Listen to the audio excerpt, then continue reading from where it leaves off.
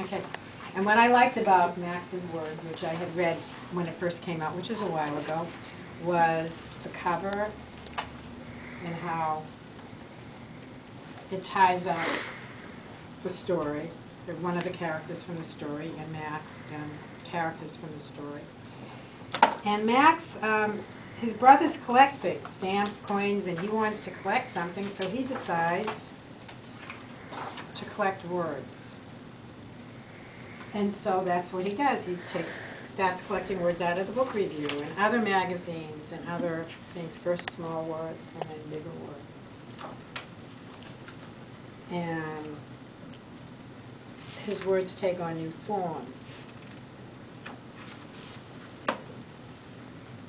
Collects piles of words. And then there's a fluidity of motion as the words get bigger. And he collects more words. And almost putting them, and gives away words. And almost, but not quite ready to create the story. You know, he's trying. And then his brothers want some words. And he's not ready to trade them because they won't give him a coin or a stamp. And then he starts to create a story about a little woman, using the various words, and then his brothers get involved and actually finish the story for him. He wants the crocodile, or is it an alligator, to eat the worm, but his brother has him go into a hole. So I'm ahead of myself.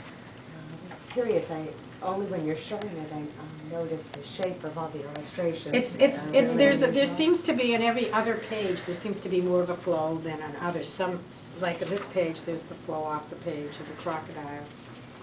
And then he gives his brothers words, and so it's a little bit more static. And then there's talking about the big brown dog. I just thought it was very cleverly done. And you don't need the words so much as to tell the story. But they work well. Can you just show a picture at the beginning, like at the very, when they're there at the outset? Is that the? Well, first. Yeah, no, the next. No, I know, but I wanted to show you this because yeah. I skipped this. All right. What I want you to notice is in the beginning, when they're there, and then I think on the next page when they show the other brothers, they have the two collections, right? Mm-hmm. You notice that there is a background of the room and the furniture, and everything is there. And then when they go to Max's collecting, we go to all white space in the background. See, the furniture begins to disappear into the back, and he's just there, sort of. They've made the white table, and then most of the rest of it is just the words take over on the white space. Now see, that's something that you might ask yourself, how does that match the book?